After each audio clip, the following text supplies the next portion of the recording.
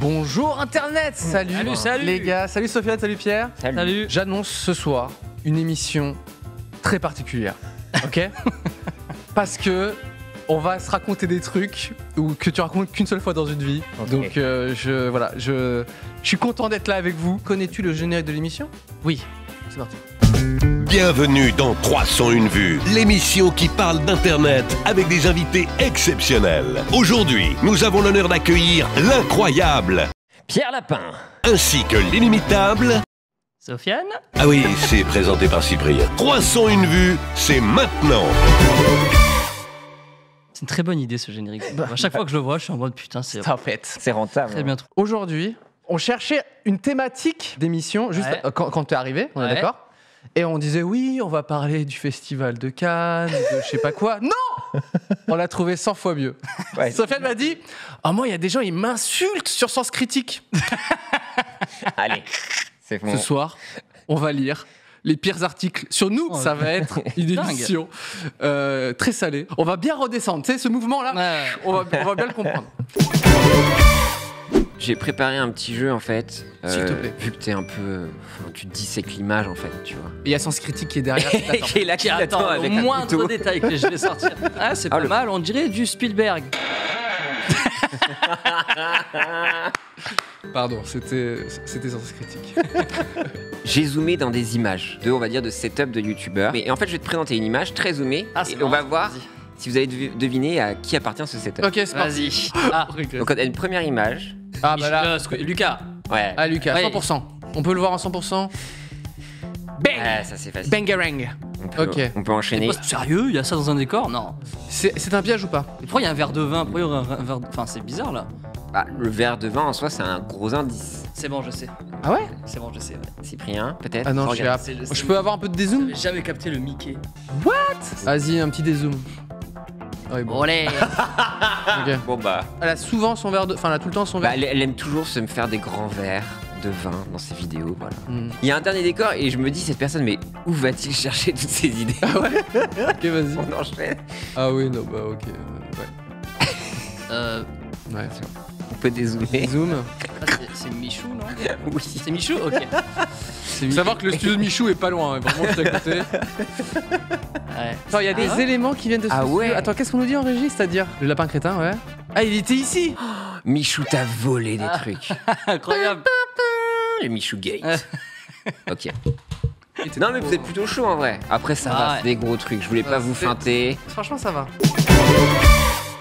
Sur Twitter, évidemment, il y a masse de haters et tout, ça on le sait, tu vois. Mais moi, ils ont la même typologie. En fait, le truc qui les relie tous... Il s'appelle Étienne. Non. Pas du tout. C'est qu'ils sont... Non, je réfléchis. Peut-être un frère en vrai. Que des Etienne. Oh putain. Dans leur bio, ils ont tous leur lien qui leur mène vers leur page Sens Critique. Voilà. Alors je n'ai rien contre Sens Critique ou quoi que ce soit. En fait, je parle de ciné et que des fois ils sont pas d'accord avec ce que je dis ou que je sais pas, j'en sais rien, on n'a pas les mêmes goûts, je sais pas, ils me taclent quoi. On va lire ça. Alors, tu veux y aller, c'est quoi? Alors j'aurais un peu du mal à... T'as du mal à lire? Monsieur peu intéressant qui fait des vidéos, c'est ça? Voilà. J'ai vraiment du mal à lire. Hein. On va lire pour toi. On va lire pour toi, ne t'inquiète pas. Monsieur peu intéressant qui fait des vidéos où il critique et insulte les gens qui n'aiment pas ses films favoris, mais est incapable d'expliquer intelligemment pourquoi il les aime. Tu te retrouves un peu là-dedans? Bah, je perds pas de temps dessus. Ne sait pas ce que veut dire intimiste en cinéma. Ah, alors ça, ok. Bref, ce monsieur fait du mal au cinéma. Il devrait laisser les grandes personnes en parler et retourner à ses doublages qui, selon lui, sont de qualité. Oh là là. Personnellement, j'ai jamais dit que mes doublages étaient de qualité. Droit de réponse en une ligne? Intimiste, déjà, c'est choquant. Alors déjà, d'une, je sais ce que je veux dire. Deux, c'était une vidéo, tu sais, en fait, j'ai sorti un format là où je vais voir les commentaires négatifs d'Allociné. Et du coup, je les allume un peu, quoi. Parce que c'est des... Voilà, ils mettent des 0 étoiles sur des Forrest Gump et des films que... En tout cas, moi, j'aime beaucoup, tu vois. Et ils disent... Et en vrai, leurs arguments sont pourris. Et moi, j'adore clasher ça. Et du coup, à un moment, il y a un mec qui dit Ad Astra, c'est un film intimiste, machin. Et j'étais avec Masqué dans cette vidéo.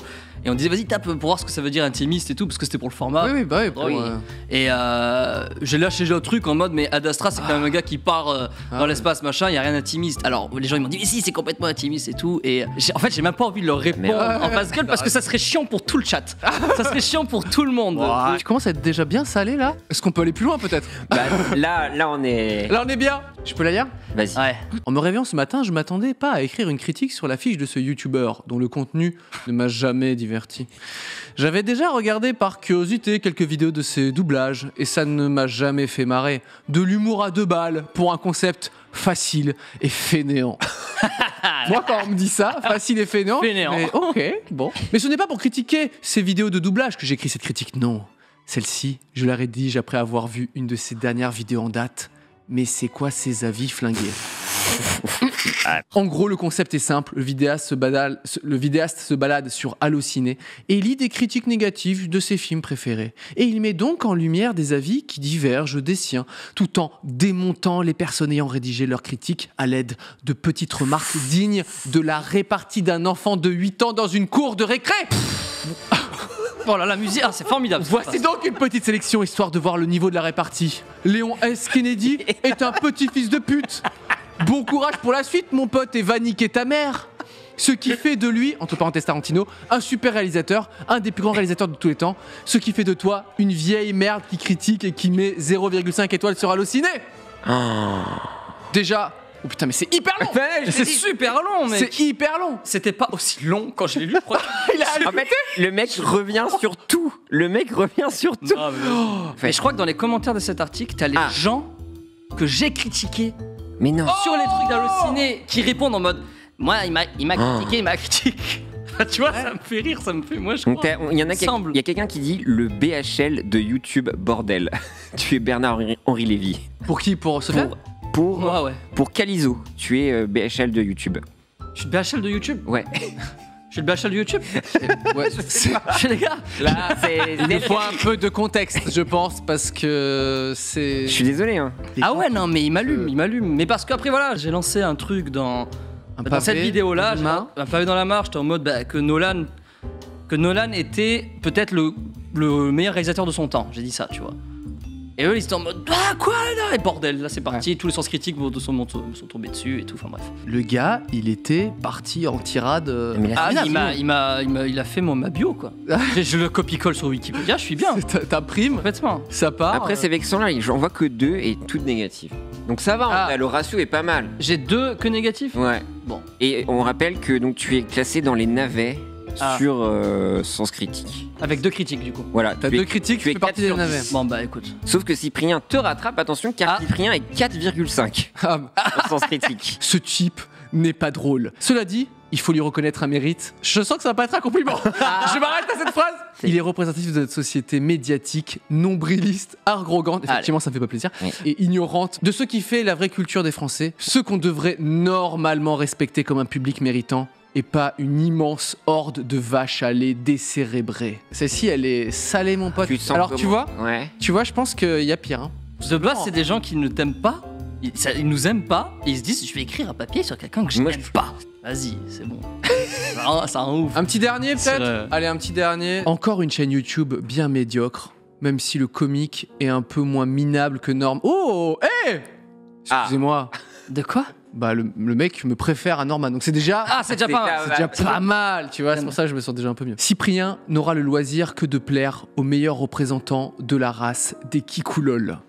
Salut à tous les Kikoulol, on est dans la même race. Je sais pas ce que je peux reprocher le plus à cette pseudo-série.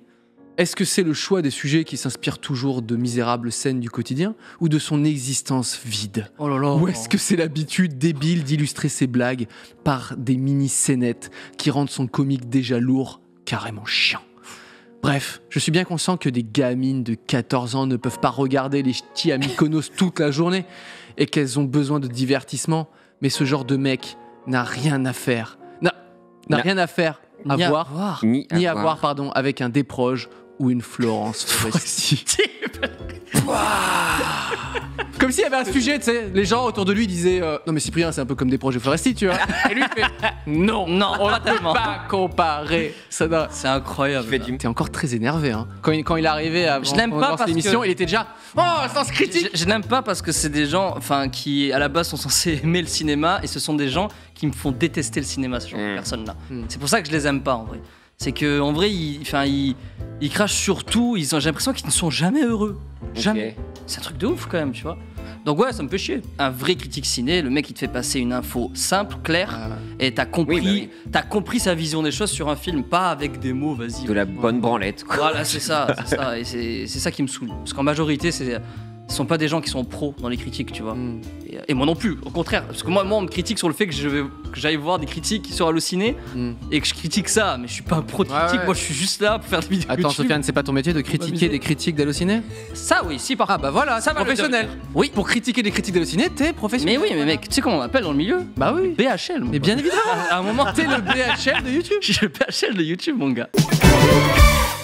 J'ai des petites questions d'internautes. Ouais, ok. Ok. À quand une grande production signée Sofiane Boudouni? J'ai plusieurs projets en termes de séries, notamment plateforme et tout. Long aussi que je suis en train de développer. J'ai un long aussi que je produis, des amis qui ont écrit ça et qu'on commence la pré-production de ce film-là. Oh. Ça a été retardé évidemment avec le corona et tout, mais ça avance donc c'est cool. Tu peux nous en parler? Non, je peux pas du tout en parler. Je peux On peut avoir une exclusivité. Non, là légalement je peux pas en parler. Du coup. Allez sur Twitch entre nous. Est-ce que ça a un rapport avec les tuches? Non.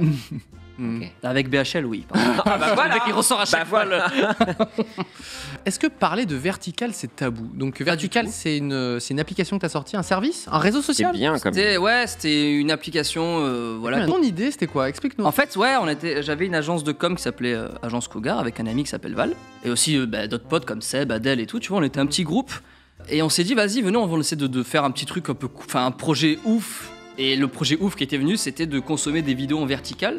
Parce qu'il n'y avait pas IGTV, les stories venaient à peine d'arriver et tout. Et on était en mode, putain, ce serait trop cool de faire des longues séries et tout. Le mec a 2 doigts d'inventer TikTok. C'est ouf. Mais tu sais que, en fait, non mais c'est ça, c'est chaud en fait. Et bref, du coup, on s'est dit, vas-y, on essaie de le faire. On a lancé le truc, on a levé des fonds. On a fait une petite start-up française, quoi. C'était très difficile parce que ça coûtait très très cher. Ah ouais. C'est très très cher. Genre, pour donner un ordre d'idée, c'est qu'à chaque fois que quelqu'un regardait une vidéo. Nous on payait énormément les serveurs d'Amazon et tout. Ouais, c'était très cher. Et en vrai, en France, c'est compliqué de faire ça parce que après on rentre dans l'entrepreneuriat, mais c'est compliqué. Tu vois, tu lèves des fonds, mais tu peux pas te permettre non plus d'être en négatif tout le temps, alors qu'aux States c'est pas la même. Aux États-Unis, t'es en mode tu craches jusqu'à que tu rentres en bourse, puis après tu rentabilises. Enfin bref, ils ont pas la même mentalité que nous, ils ont pas la même façon de faire que nous, et du coup, ils y arrivent beaucoup plus facilement. Mais c'était cool, on a eu quand même pas mal de monde. On a eu 800 000 users en un mois.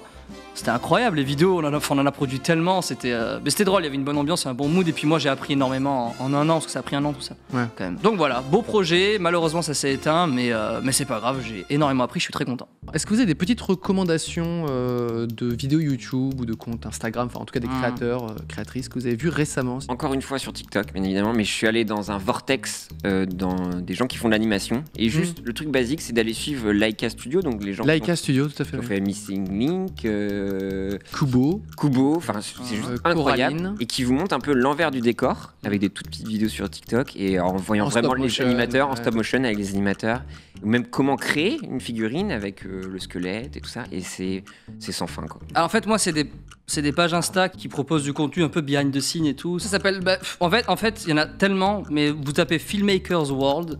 Et ce qui est trop bien, c'est qu'après, dès que Filmmakers World. Ouais, par exemple, c'est un exemple, il y en a tellement, mais dès que tu t'abonnes à Filmmakers World, tu vas en avoir plein en suggestions. Et c'est toutes ces pages-là qui sont. C'est des behind the scenes de cinéma, sur comment il s'est fait, etc. Exactement, mais il y a de tout, il y a vraiment de tout. Il y a des anecdotes, il y a des behind the scenes. Puis en général, c'est dans l'actu un peu quand t'as un gros film qui sort, il se focus un peu sur ça et tout, donc c'est cool. Voilà.